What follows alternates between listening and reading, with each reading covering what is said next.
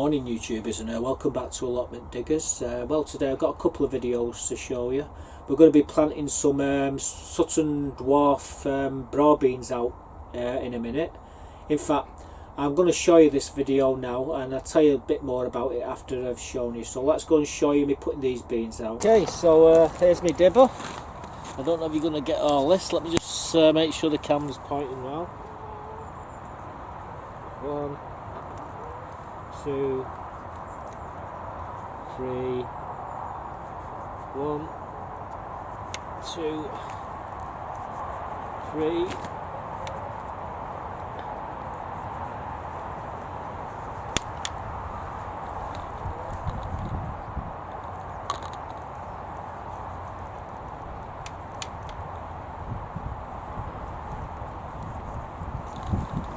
As you can see, I put 3 little holes there. I'm going to put 3 beans up each hole. That might seem a lot, but what we're going to do, the first one to come out and looks the strongest, well, that's the one we keep, and all the others, well, we're just going to discard them. So these are the beans. We've got a fan club at the side of us here, don't know if you can see them. Yeah, watching what I'm doing after freebies. But more important, what we're doing here. And we're just basically going to drop in the holes. Make sure they go to the bottom.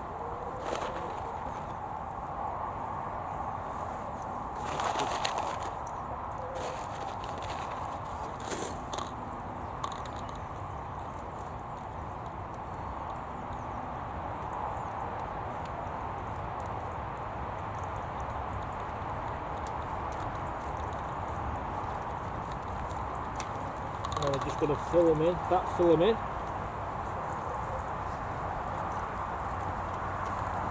We're going to go along the line, doing the same thing.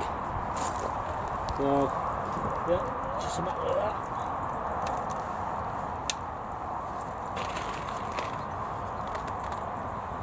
One in each. What's up, girls? You think you're getting some? I don't think so. The reason why we put them in now is to get the jump on the black fly.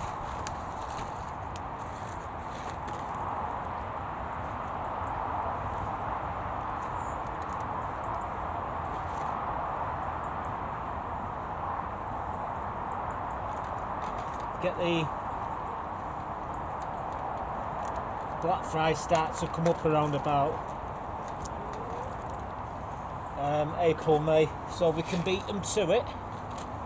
The better it is for the beans, to be quite honest with you. Yeah, we've just got a free ball there at the back.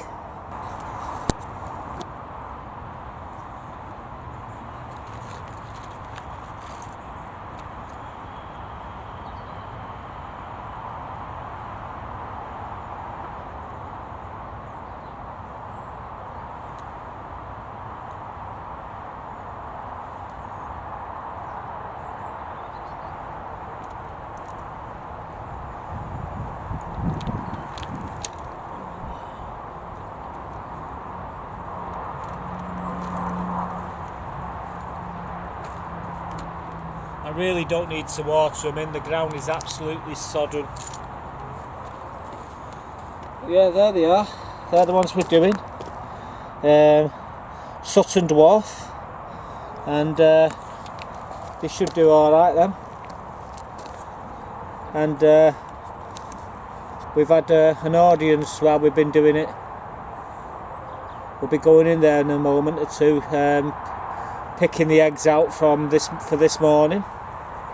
But yeah, for all intents and purposes, the broad beans have been put in the ground, so directly in the ground. We've got others in the greenhouse. When they start to kick in, If we get any of the canes what haven't got anything growing up them, we'd have a few spares to put in there as well. Alright, so from me and the girls, I'll see you later, folks.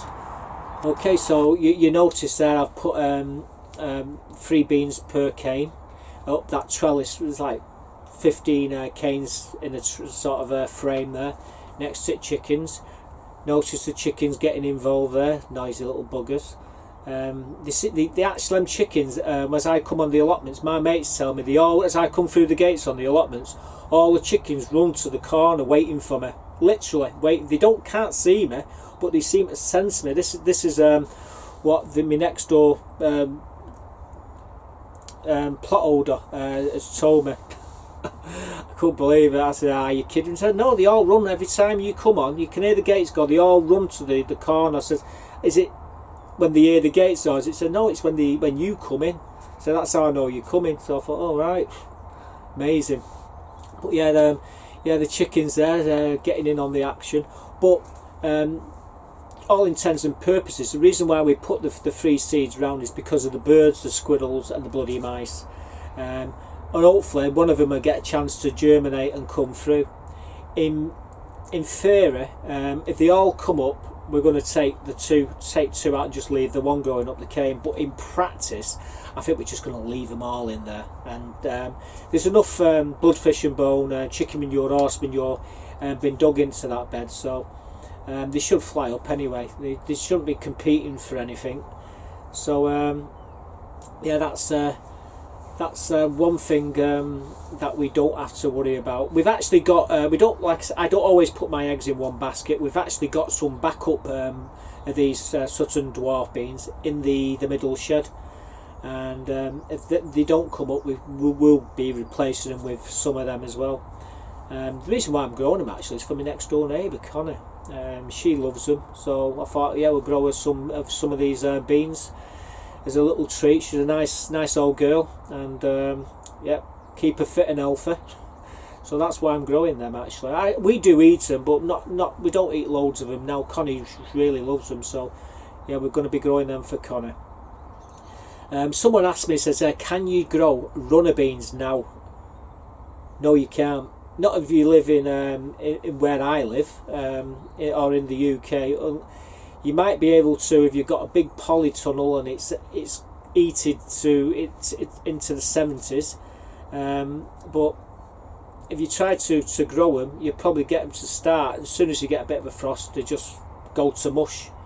Now, I made a mistake a few years ago. I had these beautiful runner beans, Blue Lake I think they were, and oh, they was about 2 foot tall, and it was the 6th of June, no sorry 6th of May it was, and I thought, well, we just got rid of that, be the last frost now, so I'm going to put them out. The night I put them out, it was the last frost, and when I come on the next morning, they were all melted on the ground. They do not do well with frost, so you're pointless even thinking about starting them until the start of May. So I would leave them alone if I was you. In fact, it's a bit too early to start anything really. There's a few of us chomping at the bits. I did notice Sean from the Art channel, he's actually running out of space now, and he's thinking about putting another bench in to get his seeds started. He did do, I don't know if he's done Musselburgh leeks or not, but he's done some, I think they're called Red Sun, and I forget what the other one was, Golden Grommet. I don't know if it's one of the two of them. It might be the pair of them actually. What he's sold the Shallots, like, basically. He's got them started. He's got his leeks started. I will be doing them in about another 2 weeks. See, Sean lives in Zone 1, which is it's a little bit warmer than us up here. I'm in Zone 3. Muddy Boots is in Zone 2. He's in the Midlands. You got Dave, Bluster Dave. He's in Zone 4. He's up there in Newcastle. Then you got my mate right there up there in Ayrshire, Barry Gregg. He's in Zone 5. So there's about six weeks between when you should be putting your seeds in, because Sean's where he is. It's a little bit warmer, and he can start his seeds a little bit sooner. But I'm raring to go, but I'm not that excited to throw them in just yet. I'm trying to hold off for a couple more weeks. I'll show you me planting mine very shortly. Other person I was watching on YouTube the other days, Tony from UK Here We Grow. He's just rebuilt his pot. Well, he's built it a bit back, but yeah, he's done another fantastic job of his polytunnel. 3-part series I think he did, and I like the grow house what he's got inside it as well. It's like double polythene. I love to do something like that myself, and as I made a few comments on his channel about it, he's done a very good job there. And he's not only doing that, he's actually got a big shed build on, so that'd be interesting to see how he builds his shed as well. Apparently it's a whopper. I wish I could build a bigger. I've got restrictions on my allotments, you see. You can only build so much, and they can be so high, so I'm restricted in that sense. Anyway, speaking of muddy boots, I got a text message, I think it was last week, off him to say, Mark, Wilco's, I've got the seed potatoes on sale, mate. You want to get down there now and check them out? Well, actually, I was in B&Q at the time, and I texted him a message back to say, and so have B&Q got their seed potatoes. However, their seed potatoes are slightly dearer, but what I don't like about their potatoes is the bags that they come in. They're like a polystyrene bag, and what tends to happen, they get condensation. If you put them into a dampish shed, slightest condensation, and they start to, dew starts to form on the potatoes, and before you know it, the potatoes go all soft and gooey. Whereas the ones from Wilco's, they're in like net bags, and like I say, I didn't bother to buy any in there. I will be back. Obviously, I will buy a few things from B&Q. I do love going in the store, but yeah, we like when I got the message, we straight down to Wilco's, and this is what we come back out with. So I'm going to show you a few tips in here as well, when you're picking your potatoes and your onions and what have you, because that's what we bought. A few shallots, onions. You're going to see. So well, check guys, this out. What you're looking at here, selection of some of the potatoes and shallots and onions we're going to be growing this year.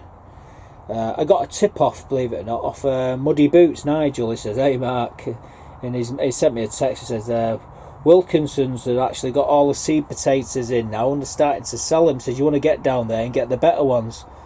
Well, I texted him a message back saying, and so is B&Q. I was in there a bit earlier, and I was looking at theirs, but I didn't really didn't fancy them because the price is a little bit more expensive.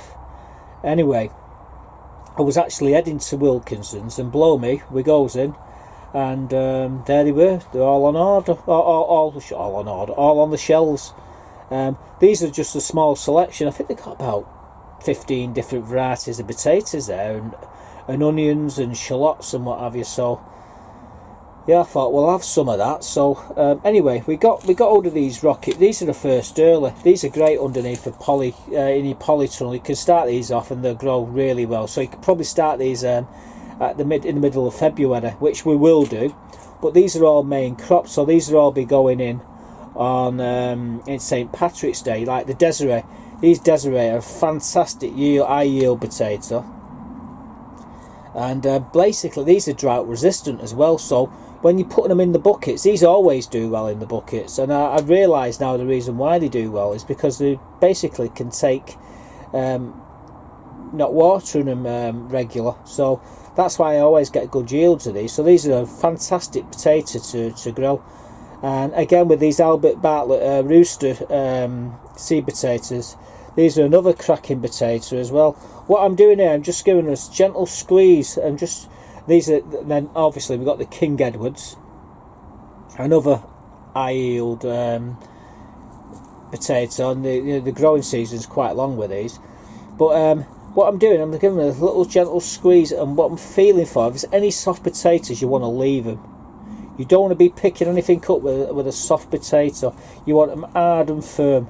What we will be doing, we'll be going to put these. We'll be storing them in a frost-free shed, which I've got here. It's absolutely wonderful inside the shed. Temperatures stay above freezing all the time. Put them in low light, and they should be okay until they're ready to start chitting them, which we'll start chitting them at the end of the month, like. Moving along, again, you've got these shallots. Now it says on the packet here £2 a pack, but I only paid £1.50 for them each of these. Now you got the red sun, and you got the golden grommet, which are fantastic shallots. And again, what you want to do, you want to, in the shop, you want to give them a little squeeze. You want to inspect the packets. You want to make sure there's no dodgy ones in, because if you've got one dodgy one and you leave them next to each other, they'll spoil, and you're just wasting your money. But yeah, £1.50 each for them. The 500 grams of shallots, that's out in each bag. And then you've got these are the cold turbo, and there must be over 100 onions in here. And again, you just want to check, make sure they're okay. And if you get there early, you're going to be guaranteed all the onions are going to be absolutely fantastic, and all the potatoes, what you see here, they're going to be perfect. So this is the time really to go and get your potatoes and your onions. So if you leave it too late, what you're going to end up with is the spongy ones, the ones with all the chits sticking through the actual bags, and not worth throwing in the bin, to be quite honest with you. So if you get there early, you're going to get the better ones. Right, so that's just a small selection of what we've got. We've got a load on order. When they come, I will show you them. So there you go. There's some of the onions, some of the shallots, and some of the potatoes. What we're going to be growing this year. So no more said. Just if you want the better quality potatoes, onions, you want to get your orders in, or get in there and get them now, because you're going to end up with, if you leave it too long, you're going to end up with chits like sticking out the ends of the bags, like 2-3 inches. They're useless, and you're going to get your onions actually sprouting. You're going to get you're going to see shoots appearing in the bags, and they're no good. So better to get them early. You can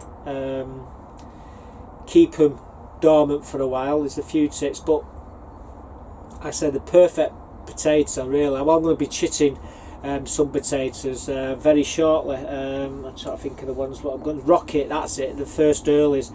We're going to be growing them in this greenhouse, so we're going to be starting them off. Probably the second week of February, so we've not got that far away to before we actually start them off, and we'll go through the process, get the buckets out, get them going, and we will be buying a few others. In fact, we've actually got some others on order from a place called King Seeds. Now what happened was the next door plot holder, Irene and George, they got in contact with them and said, "Is there any chance you send in some catalogues to the allotments?" So King Seed said, "Well, how many allotments is there?" So it was 100. So you can imagine, a load of boxes suddenly appeared with over 100 of these catalogues. So everybody picked the seeds. This was around about November last year when we all got these catalogues. So we picked the seeds. I picked a few varieties of seed potatoes, which I'll be showing you in the next episode.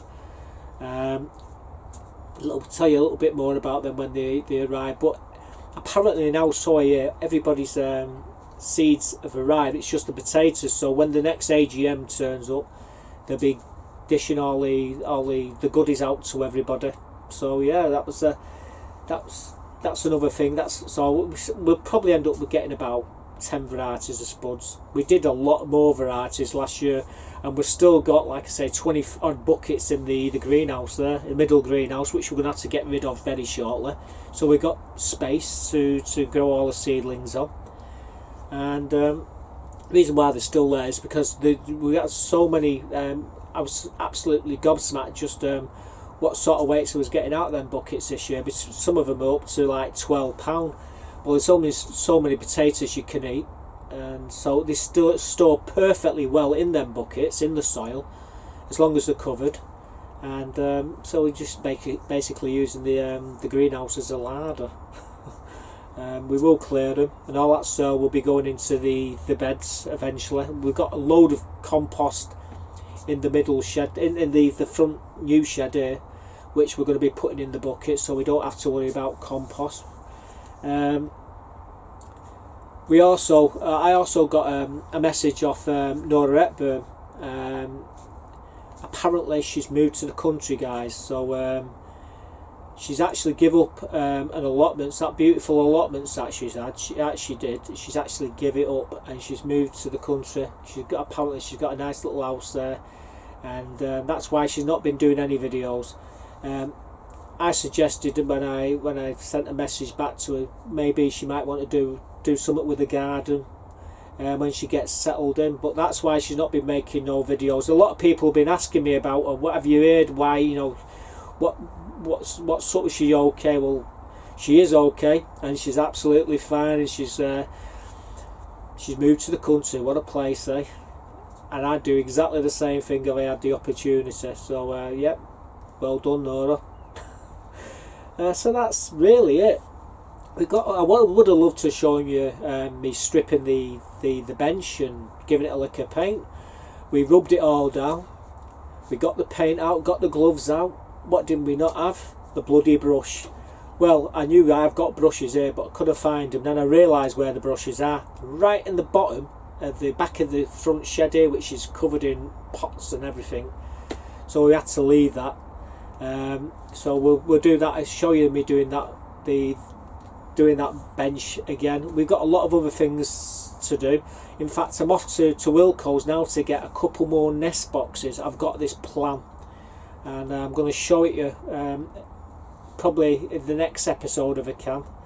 And I thought I'd got on top of everything, but no, I'm getting behind slowly but surely. I thought I was in front of everybody by about 3 or 4 weeks, but it's amazing how everything catches up so fast. All the seeds have got to be sorted out now, and yeah, we've got lots of stuff to do. A lot of painting to seal all the sheds, give them the winter coats. We've got all that to do. Get rid of the potatoes, sort beds out, put veg in.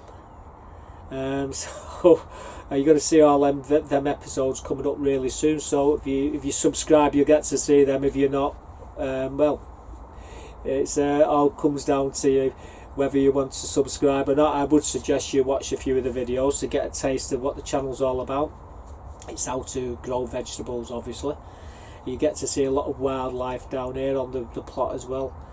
Speaking of subscription, I was absolutely gobsmacked. Now, I don't normally bother looking at my subscription. You might think, get out of it, but I don't. I've not looked since I think about 1400, and it's now nearly 2000. I think we're just a few 30 or so short of 2000. So I thought, well, if we hit that 2000, what we're going to do is throw another competition up for a load more seeds. Same sort of seeds as what Terry King won in the last competition. So when we hit the 2000 mark, which the way things are going there, they're absolutely going bananas. So it shouldn't be very long before we'll be doing that competition. Probably about the same amount as well. It will be the same amount of seeds.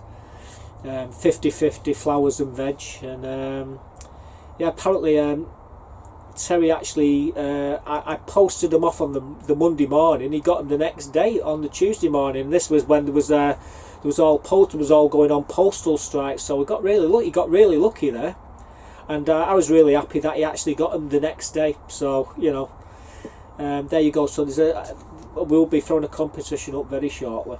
to celebrate hitting the old 2000. So until then, well, like I said, we're going to leave that one. But I will be back with other updates before that competition, and we'll show you a lot of things what we've got to get ready and get started. So for now, be seeing you guys. I could have finished that one off, but I couldn't. Going in what?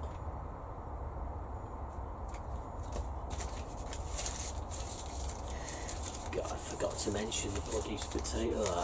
Never mind. Oh well. Oh God. Oh, me knee, me leg. Oh.